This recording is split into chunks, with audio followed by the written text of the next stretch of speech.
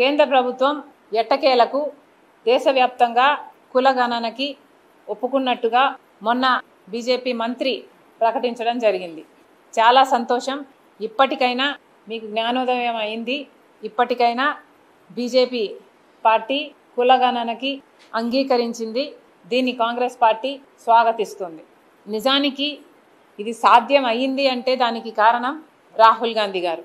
రాహుల్ గాంధీ గారు ఎప్పటి నుంచో కులగణన జరగాలి అని ఎప్పటి నుంచో డిమాండ్ పెట్టారు.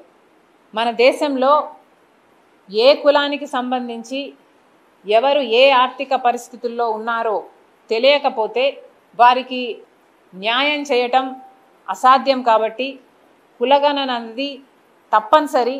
కులగణన తప్పకుండా జరగాల్సిన విషయము.